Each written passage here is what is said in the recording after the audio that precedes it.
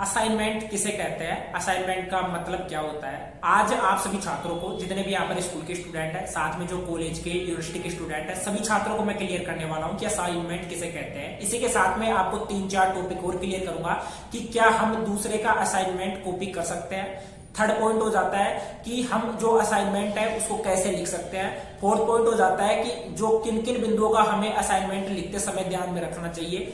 Fourth के बाद में फिफ्थ पॉइंट हो जाता है कि असाइनमेंट का जो फर्स्ट पेज है उसको उसमें मतलब कि क्या क्या आपको लिखना होता है। ये सब कुछ जो डाउट है आपके इस वीडियो में क्लियर हो जाएंगे। काफी इंपोर्टेंट वीडियो होने वाला है, स्पेशली जितने भी यहाँ पर स्कूल के स्टूडेंट हो चाहे आप कॉलेज के स्टूडेंट हो। अब तो क्या है, देखो कुछ स्टूडेंट्स को तो ये नहीं पता कि असाइनमेंट होता क्या है, इसके बारे में वो नहीं जानते। अगर जैसे कोई 10th का स्टूडेंट है या 11th में आता है तो उनको ये चीज नहीं पता होता कि असाइनमेंट होता क्या है। तो देखो असाइनमेंट को एक तरीके से हिंदी में दत्त कार्य बोल सकते हैं और इसको हम एक आम भाषा में प्रैक्टिकल फाइल बोल सकते हैं। एक नजरिए से इसको प्रैक्टिकल फाइल बोल सकते हैं। और असाइनमेंट का मतलब ये होता है कि किसी टीचर के द्वारा, यानी कि आपके टीचर के द्वारा कुछ लिमिटेड जो क्वेश्चन है या एक तरीके से टॉपिक है उनके ऊपर आपको होमवर्क देना, यानी गृह कार्य देना ही आप उसको असाइनमेंट बोल सकते हो या प्रैक्टिकल फाइल आप उसको बोल सकते हो। उसके बाद में आप क्या किसी दूसरे का असाइनमेंट कॉपी कर सकते हैं, तो इसका सीधा सा आंसर है नहीं। अगर आप किसी दूसरे का असाइनमेंट बाय चांस आप उसका कॉपी कर भी लेते हैं तो आपको दिक्कत कहां पर होगी? दिक्कत आपको वहां पर होगी जब आपका जांचकर्ता जब आपकी फाइल को चेक करेगा। जो जांचकर्ता रहता है, जिसको अपन आम भाषा में प्रैक्टिकल वाला बोल सकते हैं या आप उसको एक्सटर्नल बोल सकते हैं, ठीक है। जब वो चेक करेगा तो उसको जब कॉपी टू कॉपी दिखेगा, या तो वो आपकी फाइल को चेक नहीं करेगा, ठीक है, फाइल को चेक नहीं करेगा। अगर चेक करता है तो वो उसमें उतने नंबर नहीं देगा जो कि आपके औसत नंबर होने चाहिए। इसके बाद में बात करते हैं आपके थर्ड पॉइंट की। थर्ड पॉइंट है कि असाइनमेंट आपको लिखना कैसे है। देखो असाइनमेंट लिखने के लिए आपको कुछ इस प्रकार के पेजेस की जरूरत पड़ेगी। अब ऐसे पेज आपको मार्केट से मिल जाएंगे। आपका जितना भी जो असाइनमेंट आपको दिया जाता है कि ज्यादा क्वेश्चन पर दिया जाता है तो आप ऐसे पेज ला सकते हैं। 30, 40, 50 जितना भी आपका वर्क रहता है उसके हिसाब से आप पेज ला सकते हैं। कम पड़ते हैं तो आप एक्स्ट्रा ले लीजिए, कोई दिक्कत नहीं है। बच भी जाते हैं तो वो आगे काम आ जाते हैं। ऐसे पेज आपको ले लेना है। अगर देखो प्रैक्टिकल फाइल आपकी या असाइनमेंट रहता है वो अलग अलग प्रकार का रहता है। कुछ जो टीचर रहते हैं जो आपका असाइनमेंट बनवाते हैं वो जैसे बाइंडिंग के आधार पर बनाते हैं, यानी कि यहाँ पर जो ये पेज रहते हैं इन्हीं में यहाँ पर छिद्र हो जाते हैं। छिद्र के बाद में इनमें एक तरीके से रिंग डाल दी जाती है, ठीक है।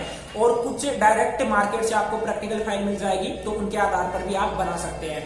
साथ ही में प्रैक्टिकल फाइल के लिए आपको क्या क्या चीजें ध्यान में रखनी होगी, ठीक है। असाइनमेंट के लिए आपको क्या क्या चीजें ध्यान में रखनी होगी। फर्स्ट चीज ये है कि असाइनमेंट के लिए आप बाहर से पेज ला सकते हैं या प्रैक्टिकल फाइल ला सकते हैं। प्रैक्टिकल फाइल लाने के बाद में आपको जो लिमिटेड टॉपिक दिए जाते हैं उनको आपको अच्छे से पढ़ लेना है, ठीक है। पहले अच्छे से पढ़ लेना है, फिर आप चाहो तो उनके लिए पहले से रफ कार्य कर सकते हो।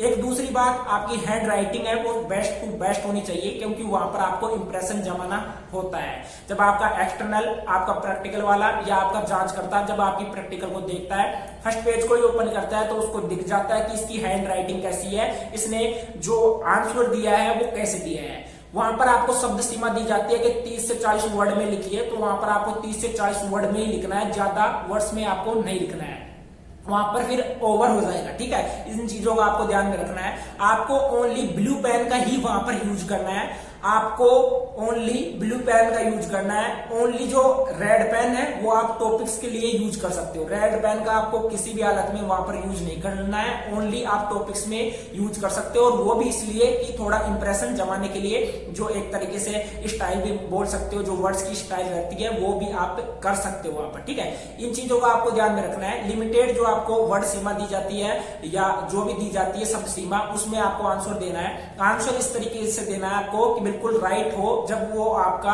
जो जांच करता है एक्सटर्नल या प्रैक्टिकल वाला देखता है तो उसको अच्छा लगे, ठीक है। ये चीजों को आपको ध्यान में रखना है। फोर्थ पॉइंट आता है कि किन किन बिंदुओं को आपको ध्यान में रखना है, जो सावधानी बरतनी है वो आपको यहाँ पर मैं बता देता हूँ। देखो फर्स्ट तो मैंने आपको ऑलरेडी क्लियर किया कि आपको रेड पेन यूज नहीं करना है। प्रैक्टिकल के टाइम में आपको रेड पेन यूज नहीं करना है। उसी के बाद में एक आपको कॉपी नहीं करनी है, ठीक है। किसी की भी आपको कॉपी नहीं करनी है, ये बहुत ही इंपॉर्टेंट पॉइंट है। उसके बाद में आपको ओनली जो ब्लू पेन है, ब्लू पेन का ही आपको वहां पर क्या करना है, यूज करना है। ब्लू पेन के अलावा आप किसी भी अदर पेन का यूज मत करना, ठीक है। प्रैक्टिकल फाइल आपकी सुव्यवस्थित होनी चाहिए, यानी कि ऐसा नहीं है कि कहीं से फट रही है, कहीं से खराब हो रही है, ऐसी प्रैक्टिकल फाइल कभी मत लेना। और साथ में अगर आपको और भी अच्छे से इंप्रेशन जमाना है तो आप जैसे प्रैक्टिकल फाइल जो भी रहती है, जैसे आप ये देख सकते हो, जैसे ये नोटबुक है, मान लीजिए आपकी प्रैक्टिकल फाइल है, ठीक है, इसके ऊपर आप कवर लगाकर भी ले जा सकते हो। कवर यानी कि जो आप पहले जिसको बोलते थे पाठा वगैरह, ठीक है, जैसे पाठा चढ़ा लिया, तो इसी तरीके से आप इसके ऊपर कवर लगा सकते हो। इसको अच्छे से और भी अच्छा दिखाने के चक्कर में आप इसके ऊपर कवर लगा सकते हो। दूसरी चीज, इसके ऊपर एक नेम शीट होनी चाहिए। ये सावधानी आपको बरतनी होनी चाहिए कि इसके ऊपर एक नेम शीट होनी चाहिए, जिससे कि आपको पता लग जाए, जो प्रैक्टिकल वाला रहता है कि कहाँ से स्टूडेंट है, क्या नेम है, प्रैक्टिकल का जो नेम है वो क्या है, जो टॉपिक इसको दिया गया है वो किस टॉपिक के ऊपर ये जो इसका असाइनमेंट है वो बना है, ठीक है। ये चीजें आपको ध्यान में रखनी होगी।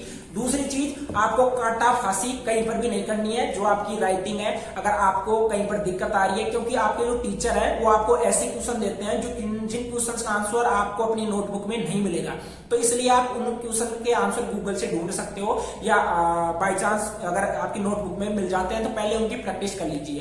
प्रैक्टिस करने के बाद में ही आपको अपनी प्रैक्टिकल फाइल में उसको लिखना है, ठीक है। ये चीजें ध्यान में रखना। आपको काटा फांसी कहीं पर भी नहीं करनी है। जैसे कि आपने कुछ लिख दिया और आपको लगा कि ये गलत है, तो वहां पर आपने उसको ऐसे काट दिया, ऐसा बिल्कुल भी नहीं करना है, ठीक है। ये आपको सावधानी बरतनी है। अब लास्ट बात करते हैं कि जो प्रैक्टिकल का फर्स्ट पेज रहता है उस पर आपको क्या लिखना है।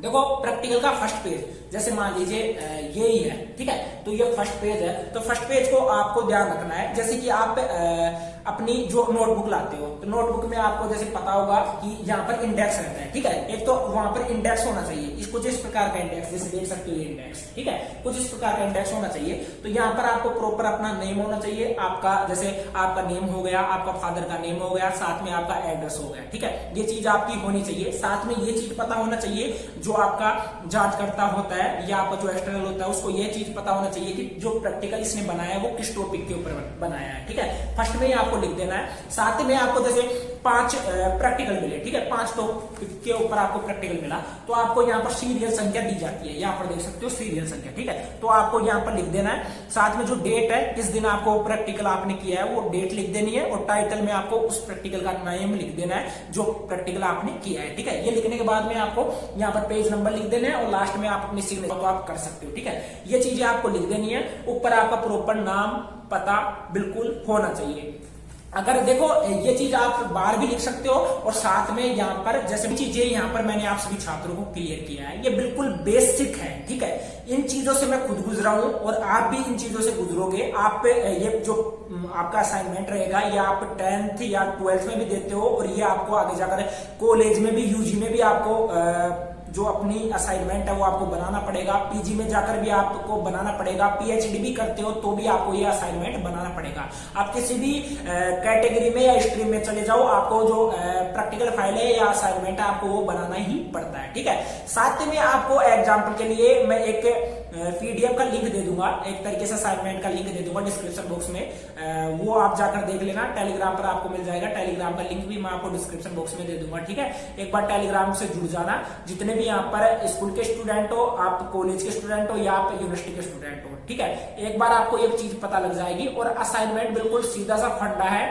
आपको अगर कॉपी भी करना है, दूसरे का कॉपी भी करना है, कुछ टॉपिक वहां पर आपको चेंज कर देने हैं। जैसे एक टॉपिक ऊपर है कि राजस्थान का इतिहास, तो इस टॉपिक को उठाकर आपको 3rd नंबर पे चेप देना है, और फर्स्ट को, यानी कम से कम आपके 3 या 4 पेज फर्स्ट के वो अलग अलग होने चाहिए, कम से कम। ये मैं आपको पर्सनली बोल रहा हूं कि कम से कम 3 या 4 पेज आपके अलग अलग होने चाहिए, जिससे कि जो आपका जांच करता है, जो आपका असाइनमेंट को जांच करेगा, तो उसको ये चीज पता ना लगे कि इसने कॉपी किया है, ठीक है। ये चीज आपका ध्यान में रखना। अब उसी के साथ में कुछ छात्रों का ये डाउट रहता है कि सर क्या हम जो असाइनमेंट बनाते हैं उसमें जो प्रिंटेड पेज रहते हैं वो क्या हम लगा सकते हैं। जैसे ये पेज है और इसका जैसे जो भी अपन का लिखा होता है, लिखे होने के बाद में उसको जैसे प्रिंट करवा के डायरेक्ट डायरेक्ट उसके ऊपर लगा के फाइल में और उसमें छेद वगैरह करके बाइंडिंग करवा के वहां पर सबमिट करवा दिया। ऐसा नहीं चलता। कुछ रीजन होते हैं, अगर आपका टीचर या आगे से आपको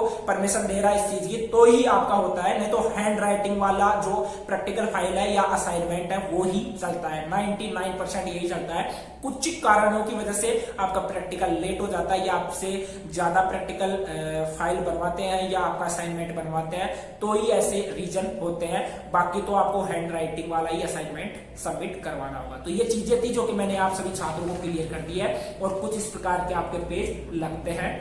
बाकी आपके किसी भी प्रकार का कोई भी डाउट हो तो आप मुझे कमेंट बॉक्स में कमेंट करके पूछ लेना, आपको रिप्लाई जरूर मिल जाएगा। आज का ये वीडियो आप सभी के लिए काफी इंपॉर्टेंट रहा होगा। मेरी तो इच्छा है कि आपके लिए इंपॉर्टेंट रहे।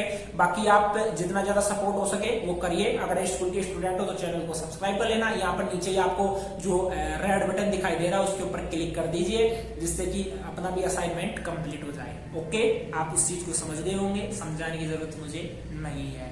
लाइक करते हुए जाना, यहाँ पर लाइक कर देना, फिर वीडियो को छोड़ के चले जाना, क्योंकि मैंने समझा है उस हिसाब से आपको समझ में आ गया होगा।